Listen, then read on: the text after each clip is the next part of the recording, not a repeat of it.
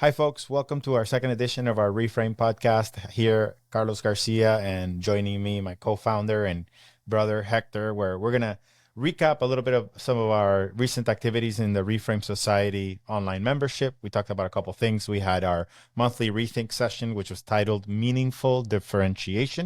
And we talk about what the heck that means. It's around positioning and about branding yourself so that you can command higher prices in the marketplace and much more. We also had a mastermind at the end of the previous month, which was called Circle of Impact. So I want to talk to you about that, Hector. Then I know that we'll get an opportunity to talk about Framestorm, a couple of other topics around what came first, confidence or price. We'll talk about that. And then some upcoming events that we've got for May. So Hector, let's kick it off with I want to kick it off with the Circle of Impact mastermind that I got a chance to do.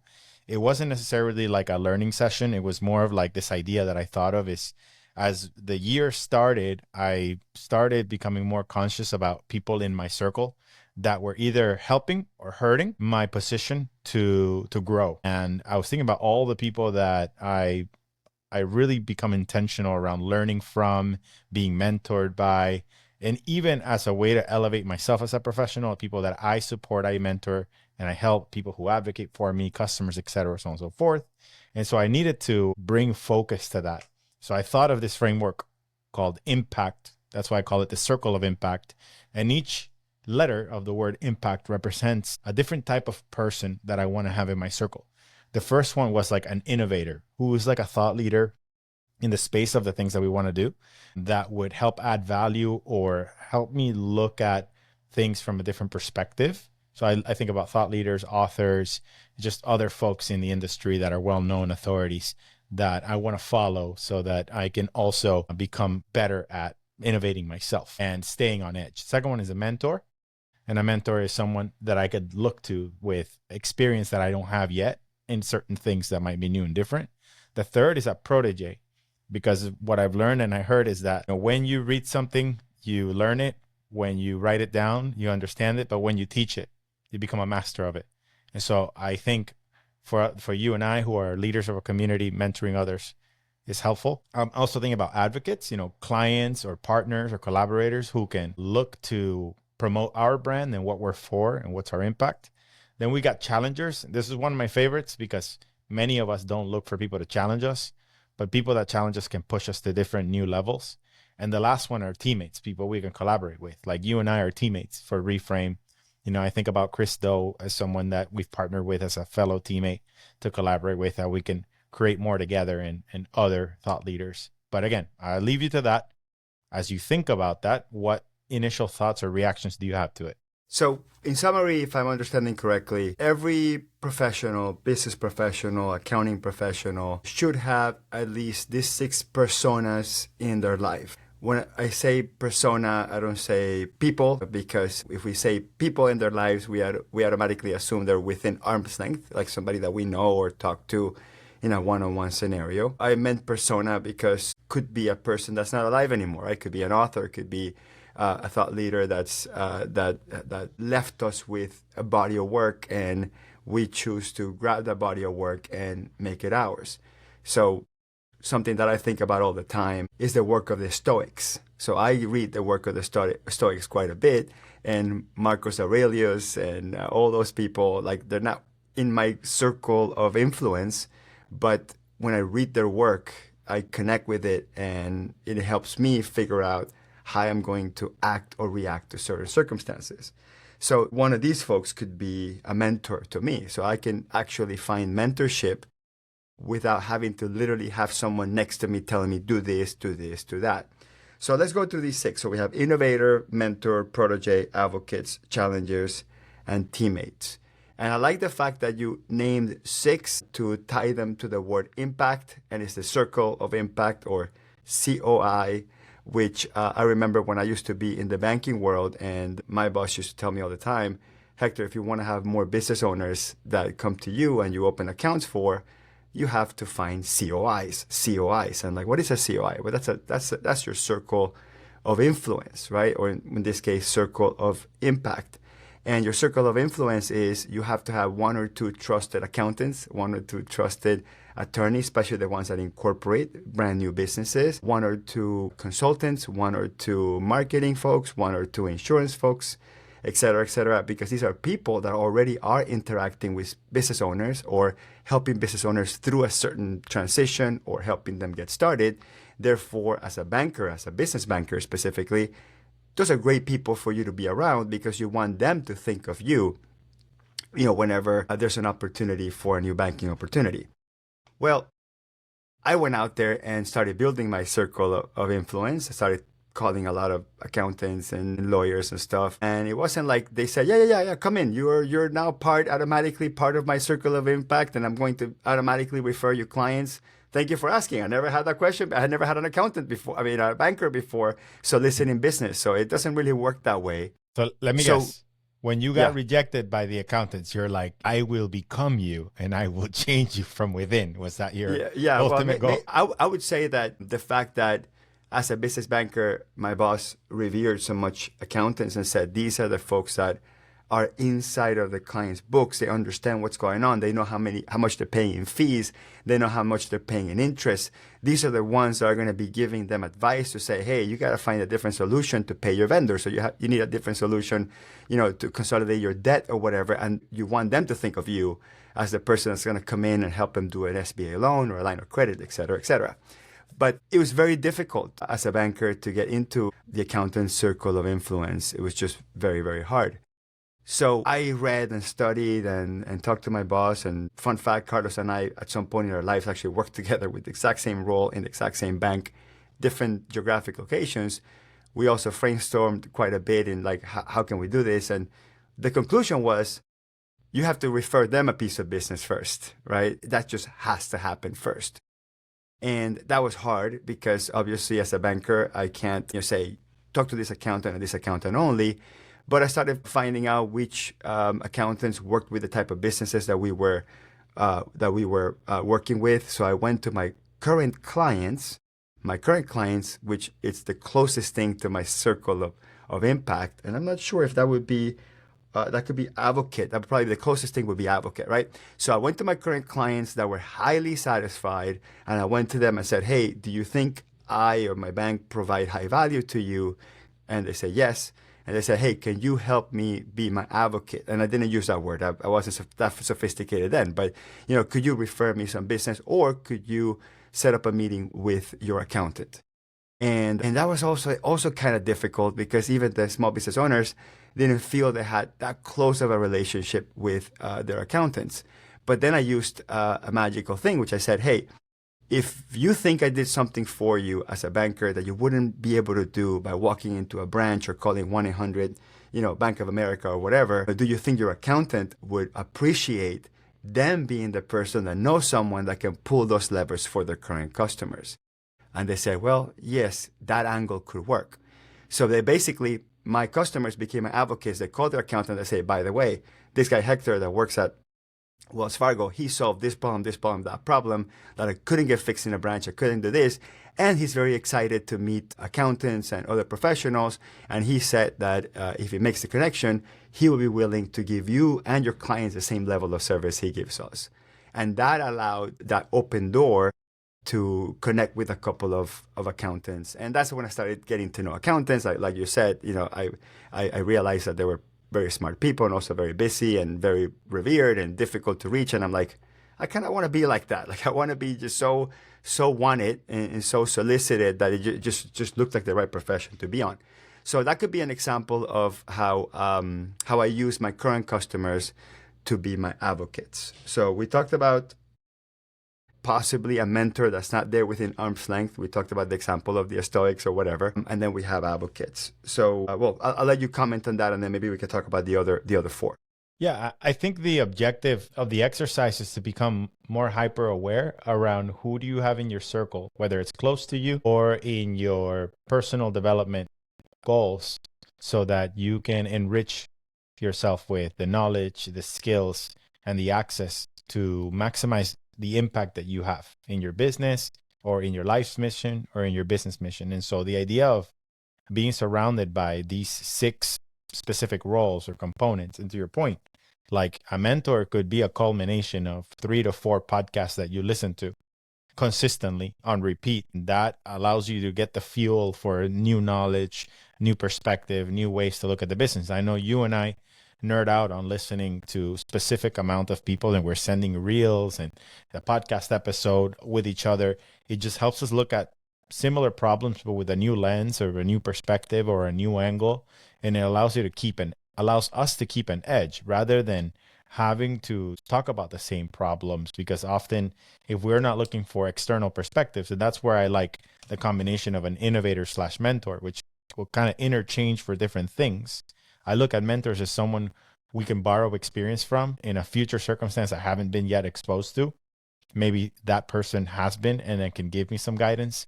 I can gain that from a podcast, or I can gain that from an individual who is maybe a 10 years from now version of me that is more advanced and I aspire and I admire, potentially within an arm's length, hopefully, or someone I aspire to learn from.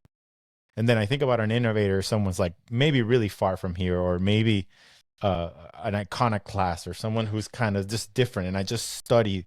They're a lot more distant from us, but in thought, they are thinking in the year 3000, where we're still here. And I think it's nice to be surrounded by those things because it's refreshing and it helps us stay ahead of the emerging threats, the emerging changes that are rapidly happening. So I just thought these 6 were like a good combination of things to continue to refresh, to keep us relevant. Yeah, no, 100%. And I want to think through, just because you kind of challenging me to think about what this looks like in my world. So, who are innovators in my life? So, I'm gonna fast forward to today. It sounds kind of weird, but I'm gonna fast forward to today. And today, I think that the biggest, most important innovator in my life is me. And I'll explain what I mean by that. And what I mean by that is I challenge myself to do something different and something weird and experiment every single day. But prior to the moment that I feel the confidence that I could be my own center of influence around innovation, I want to go backwards to when I wasn't feeling like that, or when I was feeling so much confidence that I thought I was, but I really wasn't.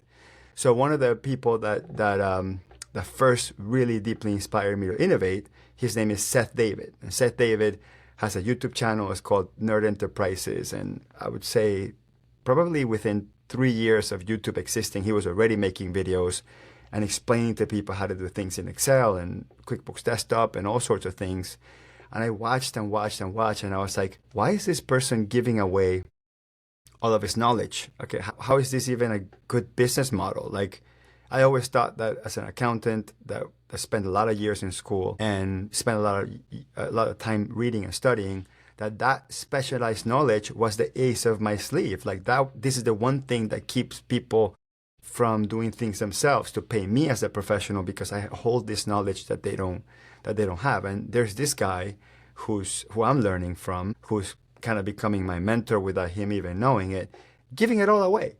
And I was like, I gotta talk to this guy. So I find a way to contact him. He finally answers me, and I said, Seth, why do you keep giving away all your knowledge? And he gave me a whole explanation about how he's a recovering alcoholic, and he's talking to me about the 12 steps. And one of the 12 steps is to, and I might be butchering this, but it has to do with helping someone else, like, grabbing someone else that's going through the problem and taking your own learnings and transferring that knowledge to that person.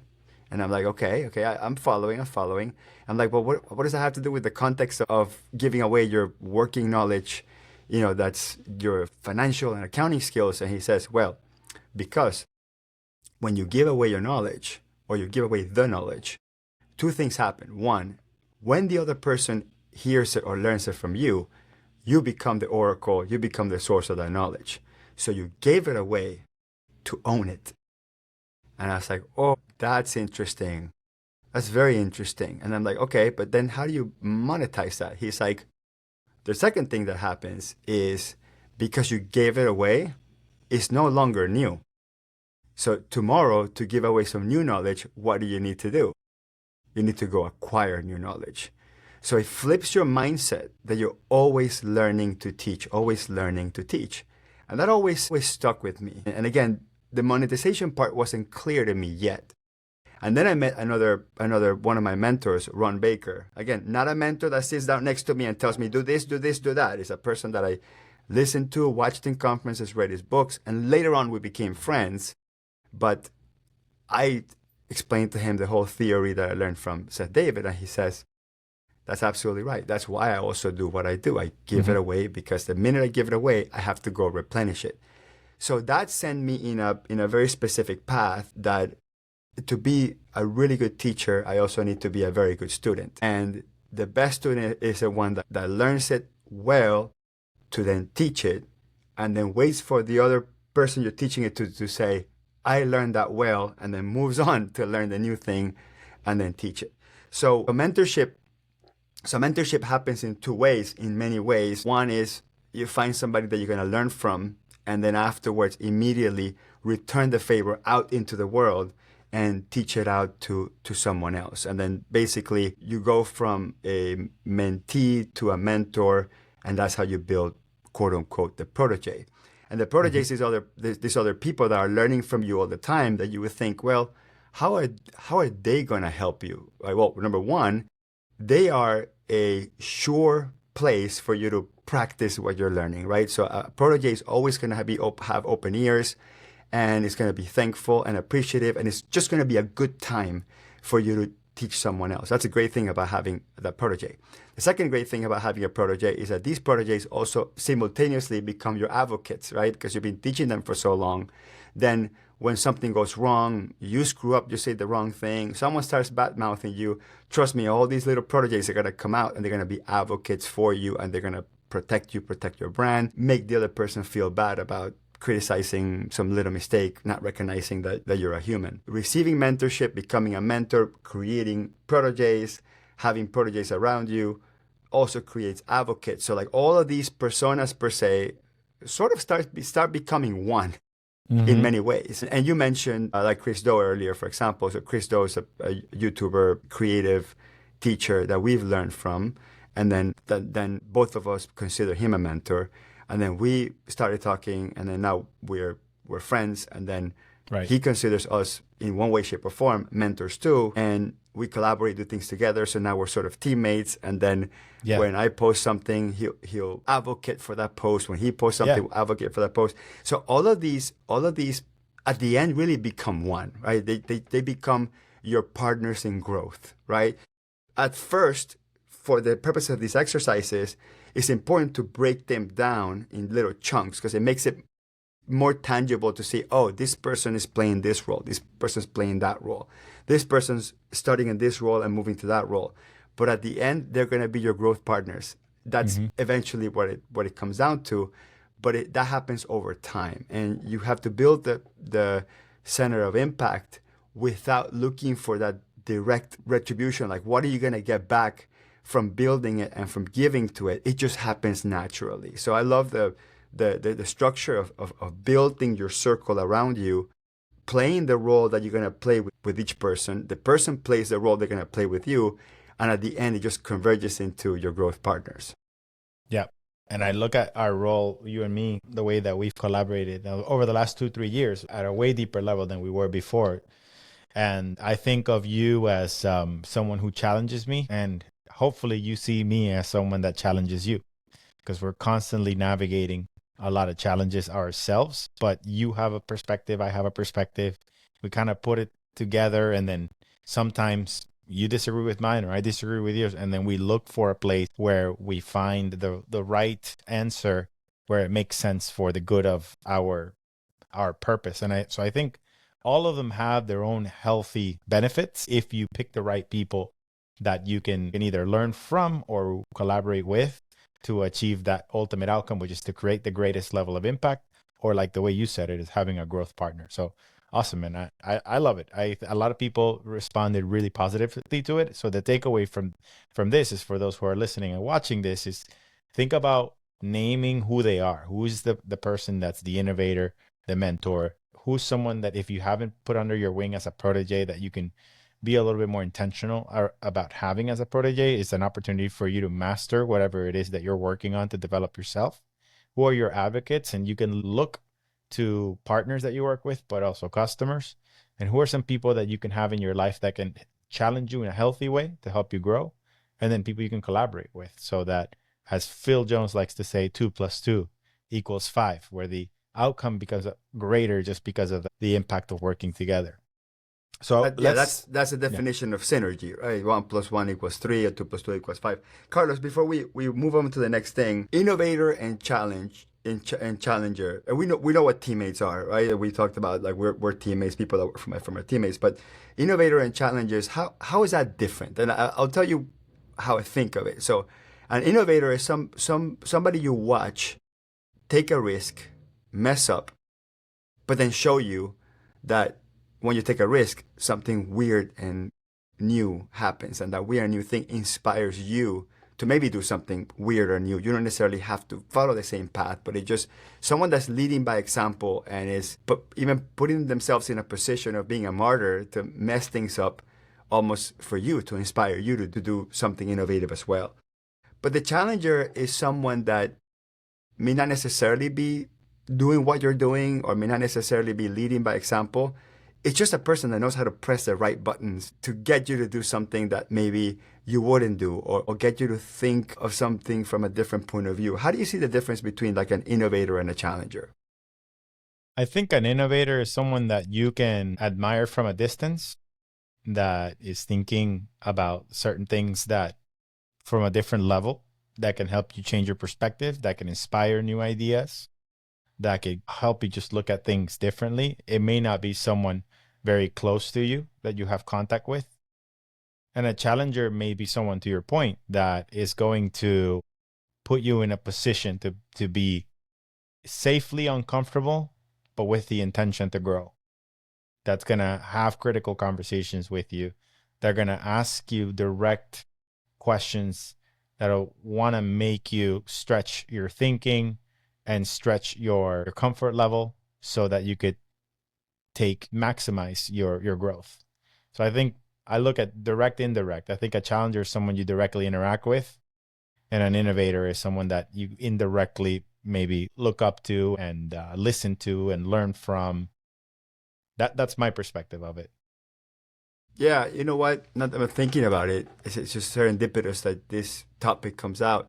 Like literally this morning, I was in the gym, and the owner of the gym, who's big, he's jacked, he's very very strong, probably one of the strongest guy I know. Just the way the gym is configured, you usually work out with a partner. He ended up working out by himself. And then he tells me, hey, on the second round, can you come work out with me? And I'm like, I don't know, I feel a bit intimidated by that. But he's like, he looks at me like, come on. And so I went and did it, and that was like the hardest I ever worked out. Just having him around me made me just lift higher, made me push higher, and he didn't have to say anything.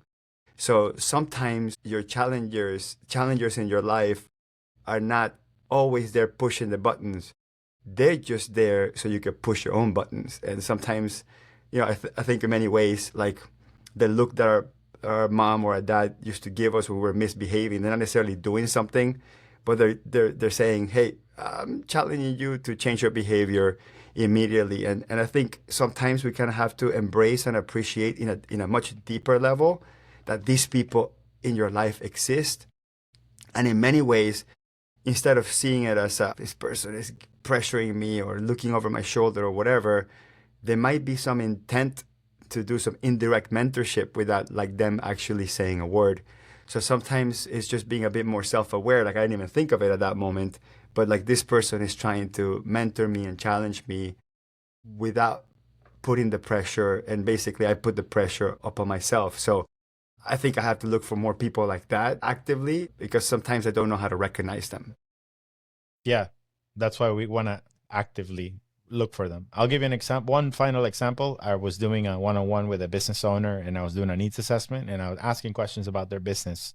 And they do like they have a super shots business. They have like immunity shots that they make, and they want to produce it on a mass level. They just kicked off. The first month they did $1,000 in revenue, and I told them 12 months from now, if we were to have this conversation again, how much in revenue would you do? And she was like, a bit more. And I go, come on, give yourself permission to dream big. Give me a number. And I just saw her face go, right? Like, what did you say to me? And she went, I want 100,000. And I'm like, hell yeah. And sometimes people need that. They need someone to just say that to you with tough love, but like with that challenge to inspire someone to say, I can do this. And sometimes it's direct, the way that I did it, or sometimes it's indirect, the way that your coach said, join me. And you were like, okay. So a challenger is not necessarily someone who's just always going to like go against what you think, what you do. They believe that you can do better than what you're currently doing. Like you said, they find a way to say the right thing or push your button a certain way or look you a certain way so that you can maximize your potential. And I think that's a hard one to find, but when you can get them, it's fantastic.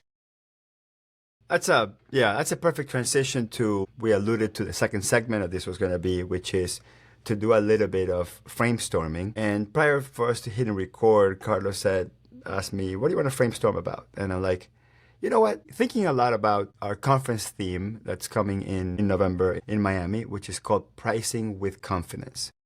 And I want to go back for a second to kind of explain how we came about with the name of the title or the theme for the conference. Really, frame when I dreamt about Reframe back in 2022, I thought about ahead of time, what are going to be the themes of all the conferences that we're going to put together? And the first year was creative business models for accountants, where creative is really big, business models is really small, and accountants is very big. So from afar, you see the word creative accountants and it shocks you immediately, right? Because that's kind of the opposite. What people think accountants are, when you think of creative accountants, you think of accountants doing something illegally, which is not what we're doing, by the way. But we wanted to wake up the creative person inside of you as an accounting professional so you can have meaningful differentiation, as you mentioned earlier, which is that there's a difference between being different and then being unique. And everybody's different, right? And so being different for the sake of being different, yeah, you do stand out. But being unique is how you do not get compared to anyone else.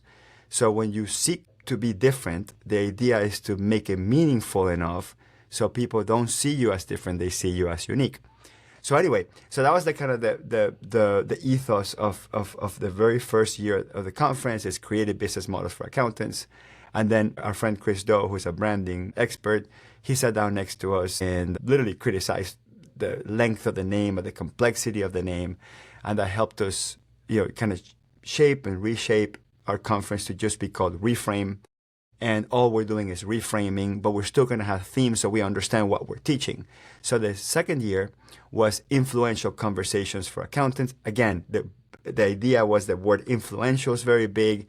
Conversations is very small, and then accountants is very big. So from afar, you see influential accountants. So I think you start following, it's creative accountants, influential accountants, and then part 3, the one that's coming in 2025, was effective pricing for accountants. Again, the word effective big, accountant big, pricing small, and that's the theme. Creative accountants, influential accountants, effective accountants. And I also had another conversation with another mentor of ours. I think you might have been there, or maybe it was just me and him, Phil Jones, who also kind of said, wait, so next year is called Effective Pricing for Accountants? And I'm like, yeah, it's a great name, right? And same thing, he's like, it's a little bit long. I'm like, okay, well, what would you do? And then we started framestorming basically. And then he's like, well, what are you teaching people? I'm like, well, I'm teaching people to package their prices and to communicate their value. And I went into this tirade. I'm very excited about it. He's like, no, simpler. I'm like, well, I'm teaching people how to price their services so they can make more money and provide better services.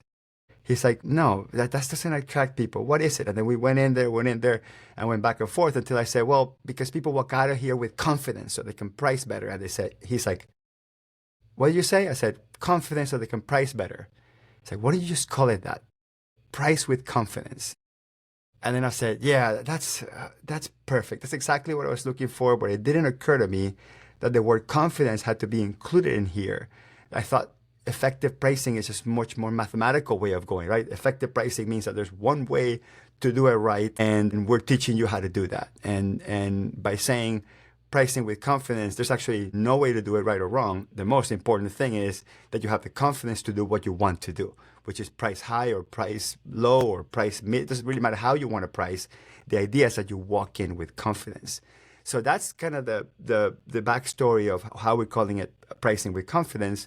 And that's taking me to think deeply about how does somebody price with confidence? How does somebody raise their confidence level so they can price high? And everything goes down to the fact that when I price high and people say yes, that builds my confidence. But then wait a minute, I had to have confidence to price high in the first place. So now I'm thinking that pricing with confidence is a classic chicken and egg situation, right? Where what comes first, the chicken or the egg? What comes first?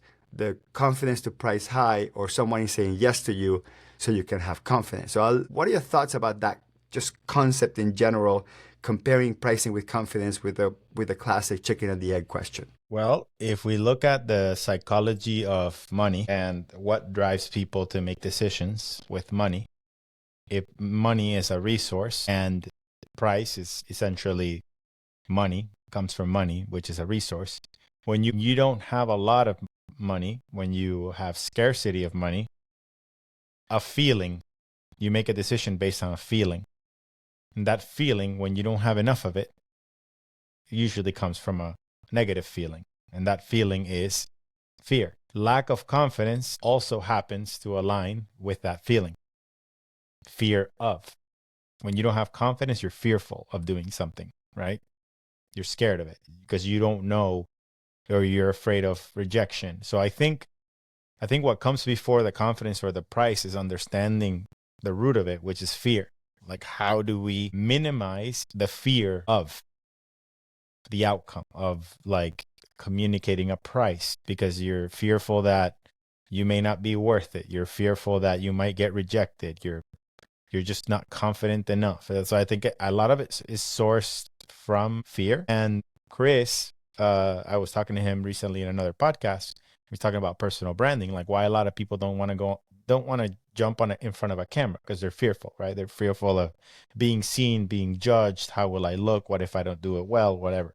And it's just fear. At the end of the day, it's fear. But he talks about these three things, like the path to self-confidence starts with self-awareness. Once you become really aware of who you are, how you speak, in rooms, or the way that you show up on camera, or the way you show up in a client conversation, the way you position yourself, the way you price yourself, you're aware of it. Aware meaning just understand why you're pricing it the way you're pricing it. Understand why you're choosing the client target.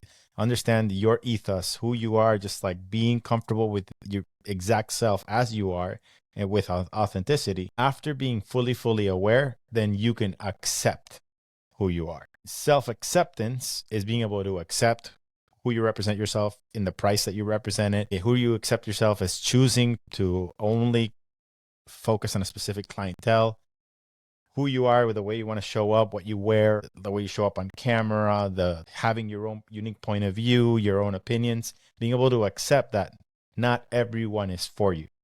Accept that not everyone will say yes. So the road to self-acceptance, I think, is what fuels self-confidence, right? So you become self-aware, so much so that you can then self-accept, and you do that really, really well. Then you can build enough confidence to then act, have the courage to act.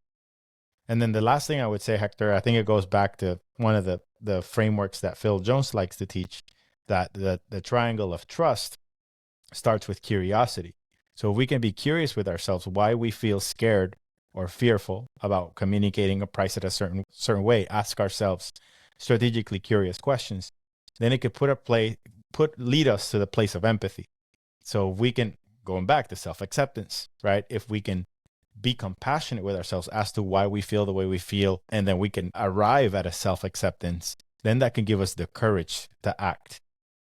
My own personal spin on this is that you can only gain confidence through experience. And then also there has to be a little bit of a delusion, like just moving forward with fear, knowing that you could fail and being okay with rejection. Like actually, in essence, if you can mind hack yourself to say, I'm going to go for no, I'm going to go to fail, then it takes away all of that anxiety and all of that fear.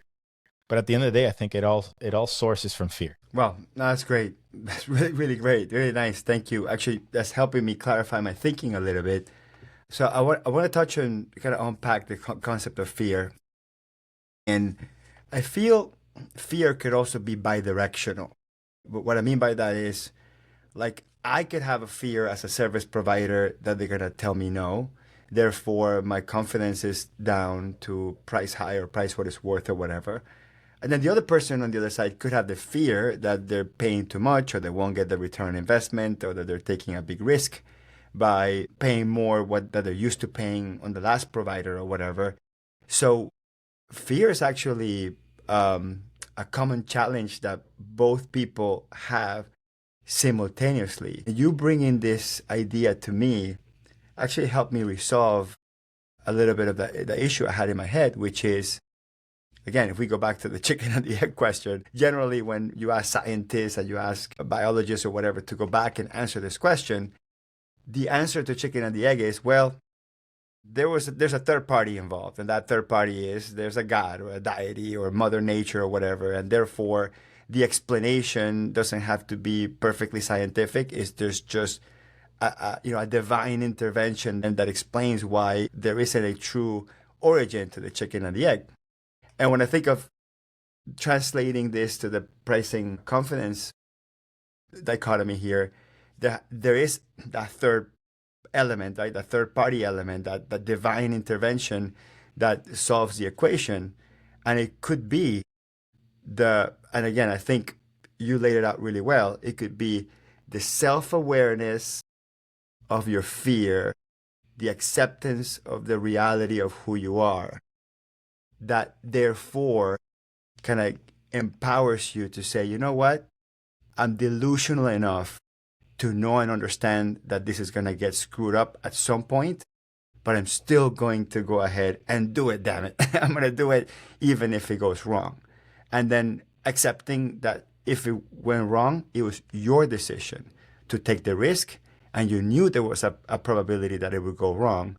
And then you would have to accept that result as one more data point to help you build an arsenal of experiences to eventually have the confidence and find sort of that middle ground where you know exactly how you're going to price, where you push the limits of your confidence, but also accept that because you push the limits, they might say no, they might reject you or whatever it is, or you might lose money or whatever it is.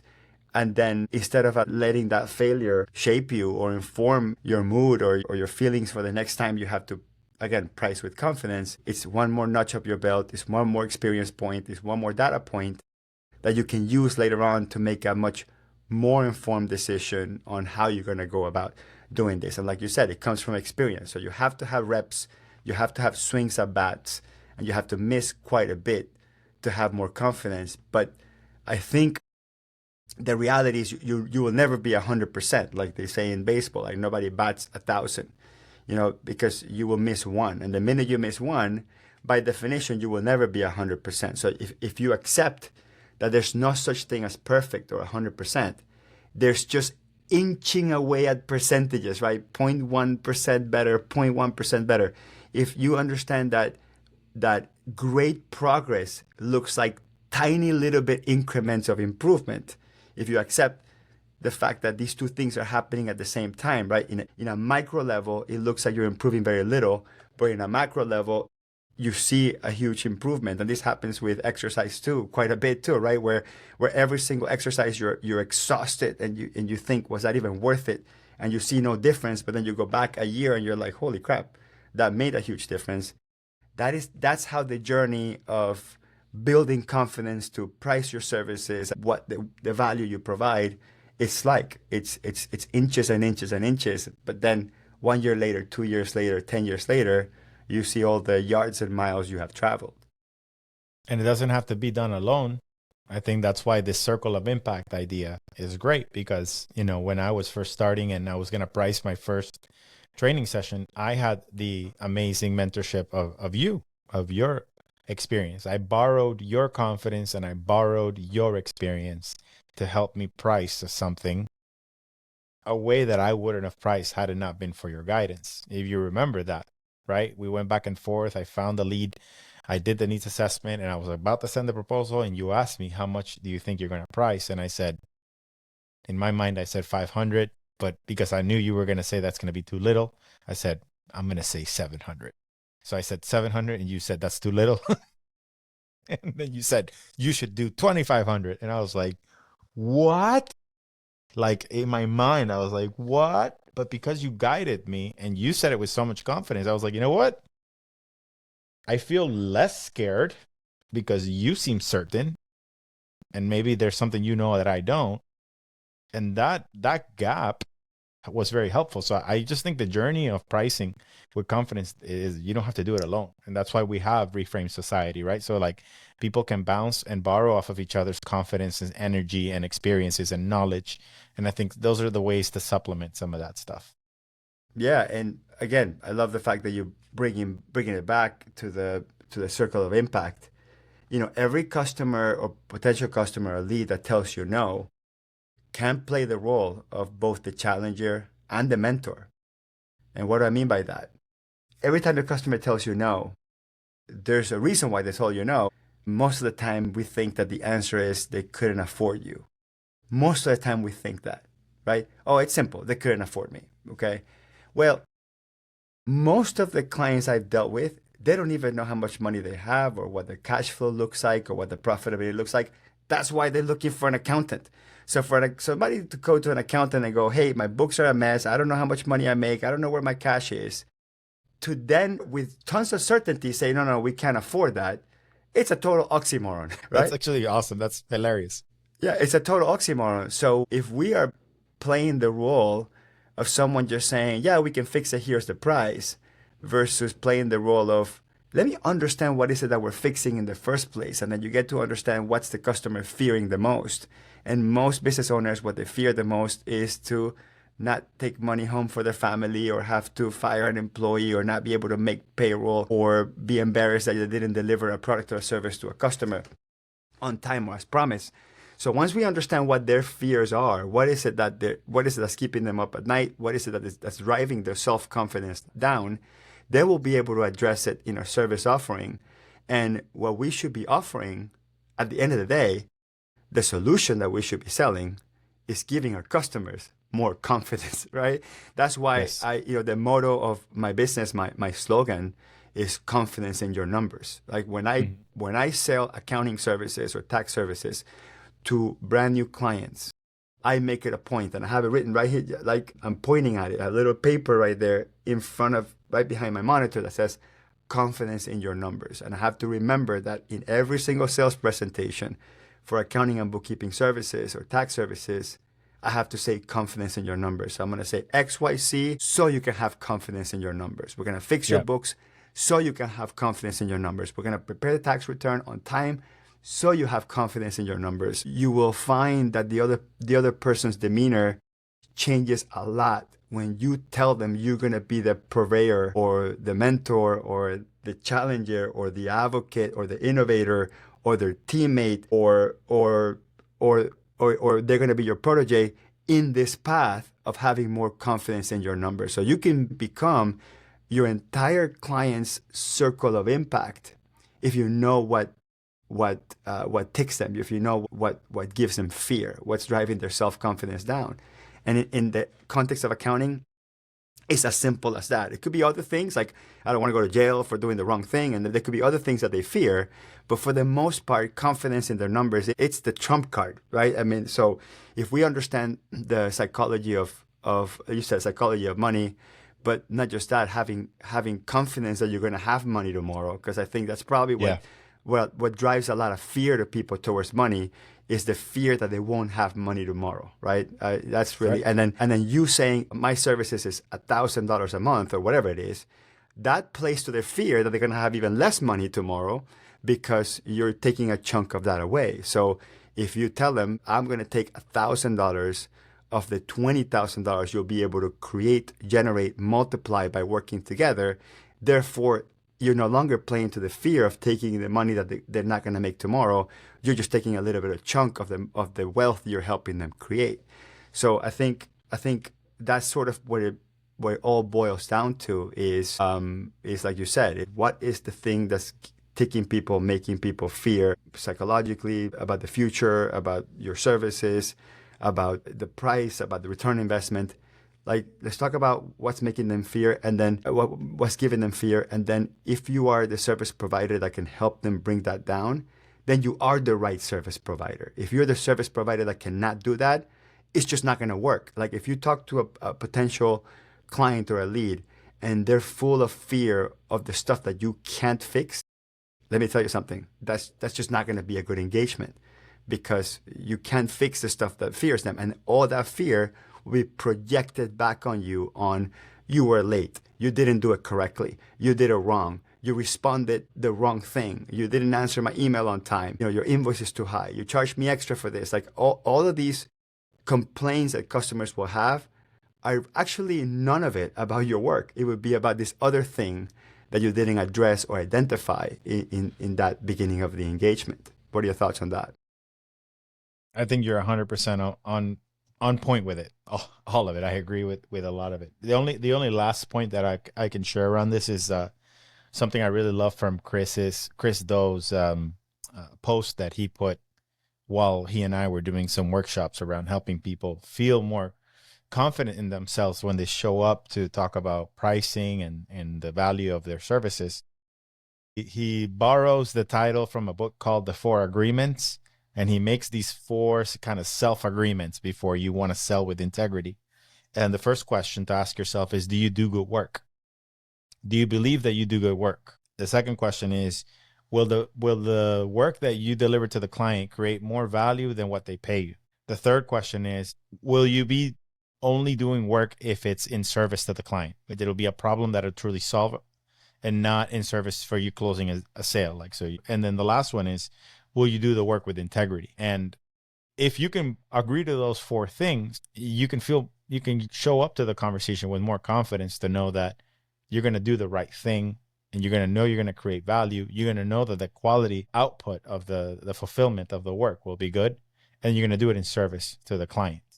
Put the needs of the client before yours. In essence, you're going to be confident enough to say no if you think it's not going to be the right thing for the client. So I thought like those 4 things are awesome, and it's a great self mantra to say before you go into a client conversation. Okay, so it's quality, service, value, and integrity. Is your work high quality?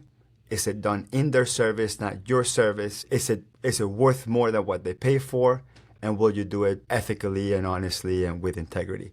So if you truly believe, based on the business that you built and the qualifications you have gained and the experience you have learned over the years, if you truly believe that everything you've done to prepare to the moment to work with that client translates into high quality work, high value work in service to the client, and high integrity work, if you believe that, then that's where confidence comes from, basically, right? That's where the self-confidence comes from.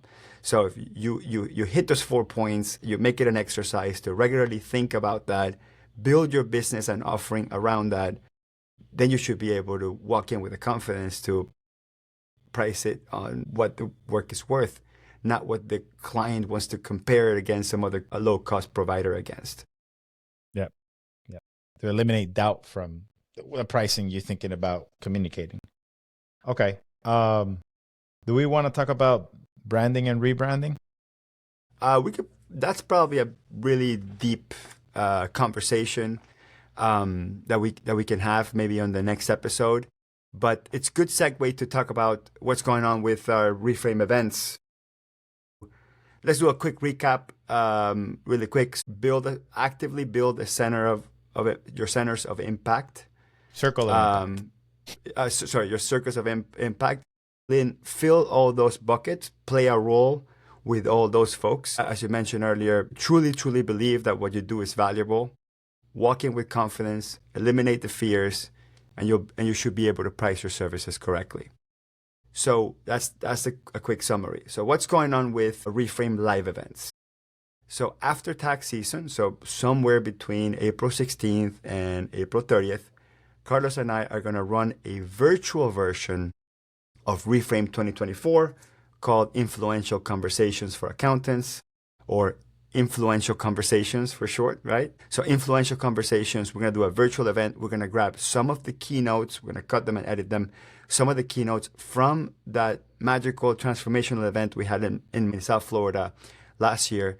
And we're going to do a virtual version of that with Zoom rooms. So we'll be able to break out people into 10-person tables and have mini mastermind learning sessions post each of these keynotes, and then be able to discuss and have this sort of deeper version of learning where you're not just listening to one thing and taking notes, you're discussing with your other peers what these new ideas about mastering the art of conversation and negotiation skills and communicating your value, what that looks like. And I think each of you will be able to walk out with really good tools, just like the 120 something people at Reframe 2024 worked out. So we're going to announce the mechanics of that. Carlos and I are working through the technological things, exactly what that's going to look like. So we'll have that. So we'll be able to relive that experience. So if you came to Reframe 2024, you will be able to relive the experience. You're going to see some updates. And if you didn't come to Reframe 2024 and you have FOMO, there's going to be a chance for you to do that. Then in May, we're doing a multi-city tour where we'll do a one-day version of Reframe, but it's going to be mostly focused around exactly what to say. Carlos is an exactly what to say certified guide. And we're going to grab some of the content from the certification program and then some of the content that Carlos and I co-authored separately that's highly contextual to accounting professionals, and some examples of how exactly what to say applies to accounting professionals. We'll be doing a tour of that. We're working with a couple of potential sponsors to help us lower the cost per attendee a little bit. So these sponsors will be able to subsidize the cost of that, because these events usually are a couple $1,000. So we're trying to figure out how to get it to that closer to $1,000 range. So when we go to a city near you, and likely will be New York, Chicago, LA, Houston or Dallas, and maybe possibly Nashville. We're looking at all those locations as we speak. So around March, we should be able to announce that, and that would be for a May event, the US tour. So that's what we have planned. Anything to add on that before we talk about what we have scheduled? No, I mean, other than what the third day that we figured out for Reframe 2025. Nothing. Exactly. So yeah, that's what we're going to go deep into that right now. So what we have scheduled is Reframe 2025 in Miami, Florida, specifically Coral Gables, best part of Miami, by the way, Coral Gables, between November 2nd to November 4th. It's a 2.5-day event. There will be a smaller version of that. There's going to be up to 150 accountants or accounting professionals and some non-accountants that sneak into the conference, which is fine, which is great, actually. Actually, it gives a lot of interesting conversation starters for non-accountants that actually like our conferences. But we'll have a bonus third day, which will be on Wednesday, November 5th, which will be around 9:30 to 3:30. So it'll be almost like a full day. And the title of that bonus day is called Rebranding for Accounting Professionals. So we're going to break down what rebranding means. And we'll spend the entire next episode kind of breaking this down. But just as a little bit of a teaser, the mission of Reframe is to rebrand the profession to be sought after as the most creative, innovative, and forward-looking of all professions. Put that prior to AI. Post-AI, it might sound something like rebrand accounting to be sought after as the most human of all professions, because AI is going to have a humongous impact on all professions, and it's going to take over the conversations. And when people ask you what you do, they're going to assume that half of what you do it, half of what you do, AI does it. So all of our conversations about what the meaning of the profession is will be recontextualized in the backdrop of AI. So I believe that creative, innovative, and forward-looking are three traits that only humans should be holding, right? So AI could emulate creativity, can emulate innovation, can emulate forward-lookingness, you could say that. But I think those three traits really those three traits really come from a human, and they're mostly appreciated by another human. So when accounting professionals rebrand themselves to be the most human of all professions, creativity, forward-lookingness, and innovation is going to just exude from that. So we're going to grab that theme and then teach an entire course that would apply to individual accounting professionals that are self-branded, so Hector Garcia CPA, firms like QBK Accounting, and what that looks like. What does rebranding look like for yourself, for your firm? That's what we're very excited to be teaching that. And we're working with our friend Chris Doe, who's actually helping us put together the curriculum. So we're super excited about that. Carlos, you've been a little bit more in touch with the concept. You want to add anything to that?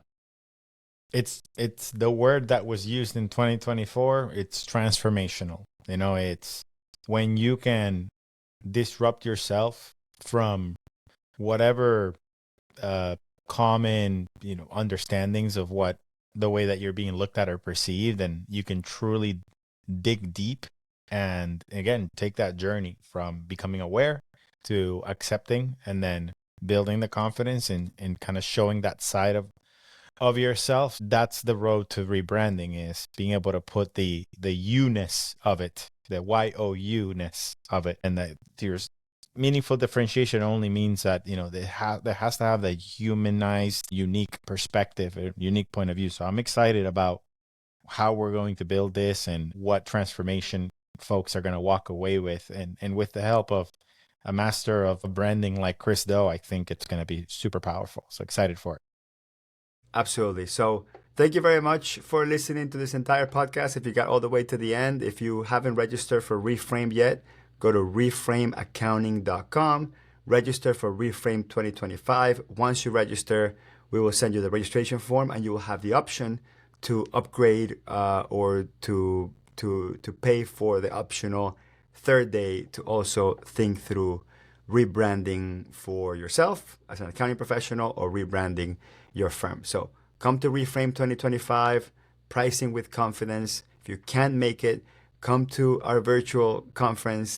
If you can't make it to that, try to come to our US tour. If you can't make it to that, join the REFRAME Society. Everything's at reframeaccounting.com. Join the REFRAME Society so you can interact with Carlos and I and discuss topics like this and much more all year long. Thank you, everybody. See you in the next one. Thanks. Good chat.